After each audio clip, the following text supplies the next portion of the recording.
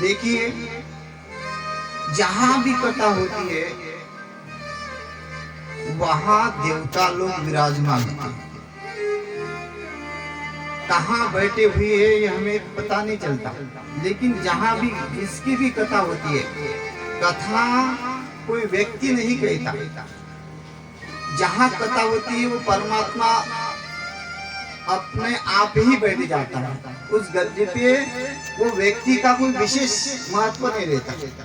वो व्यक्ति उस समय उस परमात्मा के ही स्वरूप हो जाता है, क्योंकि वो परमात्मा ही सब कार्य करवा रहा है। उस व्यक्ति में वो सामर्थ्य नहीं है जो सबका कल्याण कर सके। परमात्मा ही ये सब कार्य करवाता है। तो उस कार्य के लिए सब देवता उत्साहित रहते हैं, क्योंकि उनको उसका महत्व समझ में आया कि ये कथा में है क्या, कथा सुनने से क्या फायदा होता है। इसलिए देवता लोग जितने भी गंधर्व आदि यक्ष सब देवी देवता उस कथा के मंडप में विराजमान होते हैं। हम अहमदाबाद में गए कथा करने के लिए, और हमारा तो सत्संग था 1 महीने का, गीता पे प्रवचन। तो ऐसे हाल है कि कोई वहां सुनने के लिए आता नहीं। शुरू में पहले वक्ता को ही जाके बैठना पड़ता। मैं नया नया गया और मैंने कहा महाराज जी, वहां के जो महात्मा थे उनको कहा कि यहाँ तो कोई है नहीं सुनने वाला। बोले आपको नहीं दिख रहे, लेकिन हमको वहां दिख रहे। बोले आपने देखा? बोले क्या? ये जितने भी फोटो लगे हुए हैं ये सब देवी देवता जो है वहाँ विराजमान। उस फोटो के माध्यम से ये सब, और यहाँ मंदिर है, इस मंदिर में सब देवी देवता विराजमान। तो आपको भले ही मनुष्य न सुने, लेकिन आपकी कथा देवता लोग जरूर सुने। तो इसलिए नियम बताए श्रवण करने के। जब भी हम उठते हैं कथा से तो किसी को हमारा पैर नहीं लगे, क्योंकि अनजाने में अगर किसी देवता को तुम्हारा पैर लग गया तो आए थे पुण्य प्राप्त करने के लिए, तो लेके जाओगे पाप। तो इसलिए ये सतर्क होना चाहिए, सतर्कता रखनी चाहिए कि हमारा नियम नहीं टूटे। हम आए तो मौन व्रत में रहे। मौनम सर्वम साध्यता। मौन ही सब साधन का साथ, और मौन रखना चाहिए। कथा में वक्ता जब सुनाता है तो केवल वक्ता की ही बात हमको सुनानी आनी चाहिए। बाकी हमारे अड़ोस पड़ोस में कौन चर्चा क्या कर रहा है, नहीं तो घर में समय नहीं मिलता चर्चा करने के लिए, और कथा में सब इकट्ठा हो जाते हैं, तो फिर आपस में चलता रहता है कुछ ना कुछ। तो ऐसा नहीं हो, कथा शांत चित्त से सुनी जाए। बहुत सारे नियम बताए, श्रवण की विधि बताई कि ये ऐसा श्रवण होना चाहिए।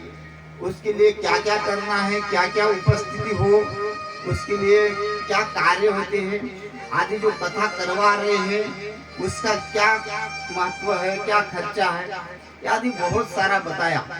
अब ये पूर्ण अगर बताएंगे तो इसमें 3-4 घंटे चले जाएंगे, क्योंकि ये सब कर्म कांड का विषय है। वो आपको हर एक बात बताई जाएगी, हर एक पूजा ऐसी करना है, आपने ये व्यवस्था रखनी है। तो आप तो सब लोग जानते हैं कथा में क्या क्या व्यवस्था होती है। ब्राह्मणों को बैठाना है, व्यास जी की पूजा करना है, मंडप शक्ति सजाना है, जो लोग आए उनकी व्यवस्था अच्छी तरह करनी है, जो न आए उनको निमंत्रण भेजना है। अलग अलग जगह का निमंत्रण जाए, जैसे शादी होती है घर में उसी अनुसार वो उत्सव होना चाहिए। लोगों को हम निमंत्रण भेजते हैं और लोग आते हैं, वैसे ही इस कथा में भी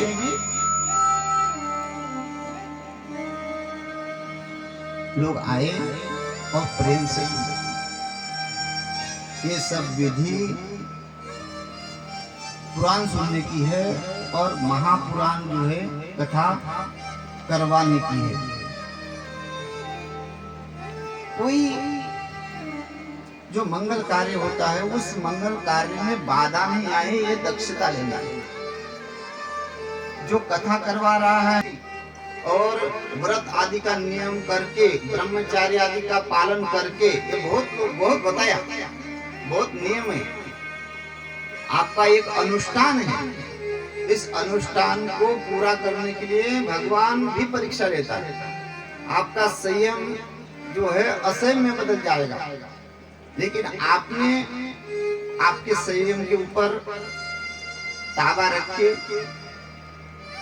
मन को निग्रह करके इस कार्य को करना है, तभी ये कार्य पूर्ण हो जाएगा और उस शिव महापुराण का फल हमें प्राप्त होगा।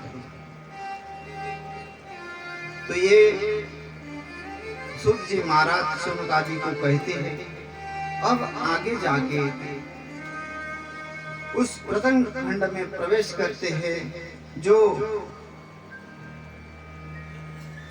विद्येश्वर संहिता के नाम से है। उस प्रथम खंड में श्री सूत जी महाराज प्रयाग के लिए प्रवेश करते हैं। प्रयाग में भव्य दिव्य आयोजन हो रहा है। प्रयाग उसको कहते हैं जहाँ दोनों नदी का संगम, ये भी यहाँ ये प्रयाग है, यहाँ दोनों नदी का संगम,